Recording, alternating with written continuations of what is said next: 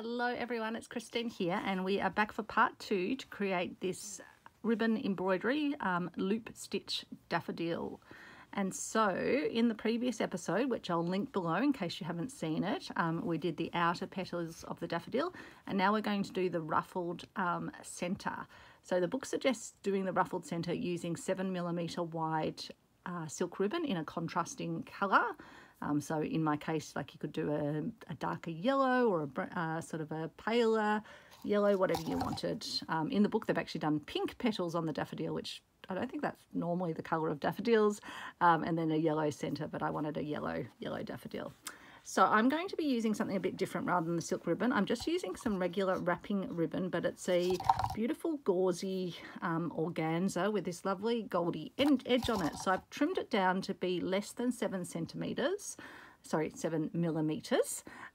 and you need about 25 centimetres, the book says. I don't know if I'll need all of that for the centre here, but I've cut something approximately that length, and I'm going to bring my ribbon through approximately in the centre, but missing where I just don't want to be trying to pass it through the ribbon at the back. And I'm going to leave myself a little tail to secure that. Then I'm going to get a needle and thread in a contrasting colour, not contrasting, in a coordinating colour. So this nice sort of goldy browny colour. And I'm going to pop through from the back as well.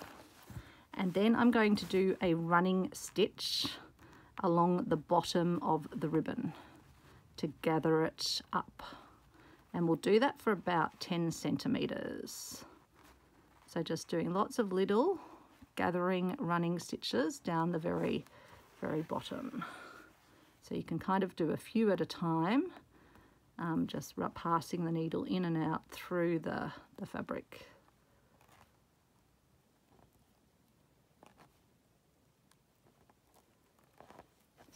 Those through. So I hope you're having a great day or a great evening. It's still Sunday when I'm filming this. We've just come back from a post-lunch walk at the local botanic gardens. Beautiful sunshine again. The grey from earlier on today, that's sort of passed. Oh, there's still a few clouds around, but yeah, beautiful sunshine. It's still a bit windy. I've actually got to plant out some beans into seedling trays so I can get those going and then plant them in the garden when they've popped up. So I can gather that up now, and we'll see how we're going for the amount that we want for the centre. I think that will be pretty good actually. Maybe a little bit more.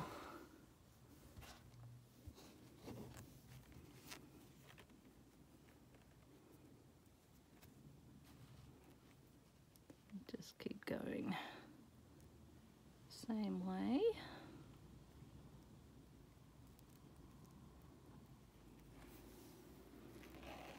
Okay.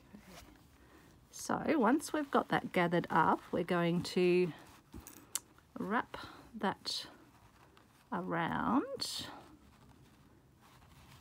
clockwise around the centre.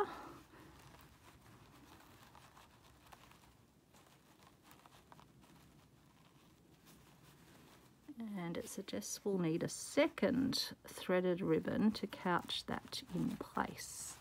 But I think I might be able to use the same ribbon, so I don't have to faff around with two ribbons. Sorry, with not with ribbons, 2 threads.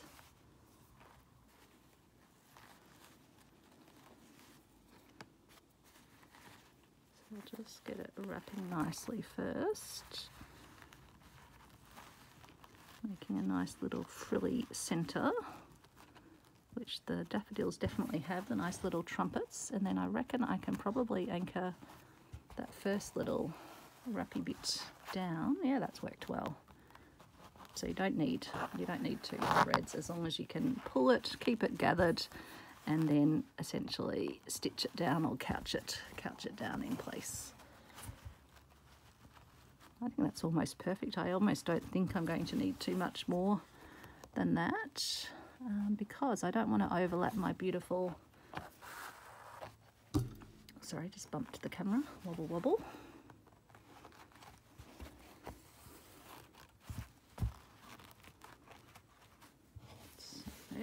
probably can maybe put in a tiny bit more. So I'll just put a nice little knot to just hold it nice and secure, given that we don't want our initial gathering to come undone. So I'll just make sure that's kind of anchored before we then continue couching down some more. So the book says continue spiraling gathered ribbon, couching as you go. So I guess we'd need to pop through again, and if we want some more couched ribbon, we can then or some more gathered ribbon to couch down, we can just sort of keep doing our running stitch a bit further around. So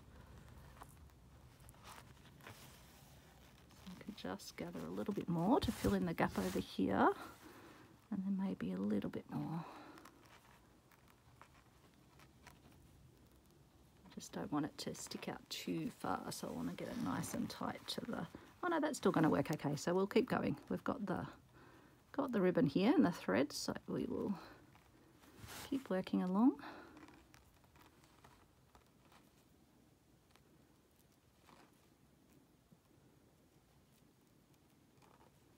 And even though where I've cut this ribbon it's got a raw edge, it's still holding okay, so actually quite pleased with how it's going, and I haven't had to use the more expensive and harder to source silk ribbon for the centre.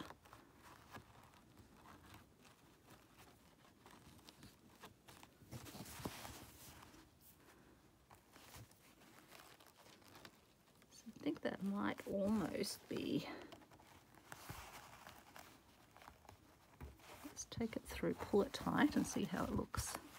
Yeah, I'm pretty happy with that as a centre. I'll give you a little look as well. I think that's, yeah, making it nice. It's sort of covered in all of the centre space that I left. So I'll put in a little anchoring stitch to hold the gathered area. And then I might just put a few more little couching or holding stitches through to the front as well. Knot stitch by passing my thread back through the loop, and then I can take my ribbon back to the back. I'll just try and find a spot where there's nothing that it's going to be too hard to pull through, which might be hard there because there is a bit of ribbon, so I'll angle it a bit further over so that I pop through over here.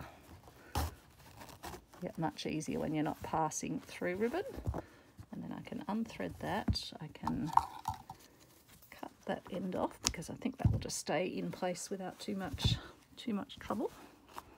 Oh, that little one of my little stitches has come undone. I must have, maybe I accidentally pulled at it, so I'll just fix that up as well while I am at it.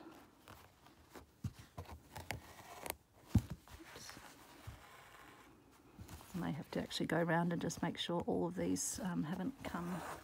I might have caught a thread on the back, but let's just quickly do that. So I'm just going to work around and put one more little stitch in each of the tips.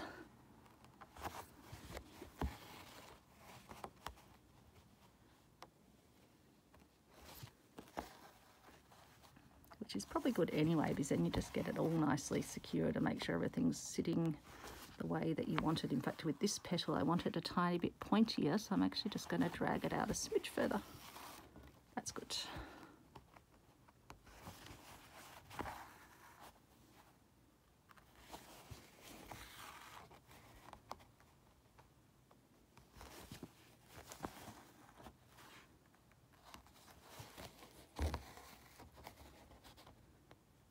And one last one up here, and then we'll just come back to the center and see if any more of the center needs sort of fully anchoring down. So I'm just going to pop up where the center is, and then I'll probably just put a little couching down stitch here, make sure the ruffle's holding there, and then I'll just pop up over here and just put a couple of little anchoring stitches in.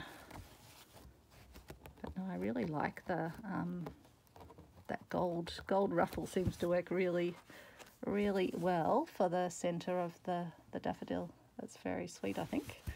So I will tie that off at the back, and I might just pass through those other little bits of ribbon that are sticking out the back just to make sure they stay anchored.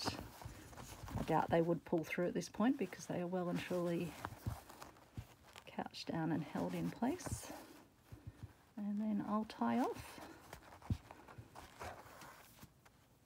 And then we'll have a final look at our...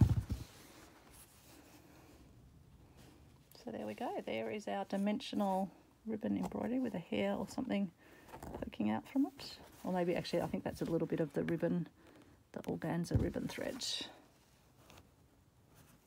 With its beautiful little gathered trumpet. So I think that is very, very sweet. I hope you give it a go. As I say, I'll link back to the first video, and from the first video I'll link to this second video, so you can follow along in order. So thanks so much, and I will see you tomorrow for another loop stitch flower. I think it's quite a simple flower, so we'll probably do a number of them maybe in a vase. So I'll see you soon, and take care. Bye.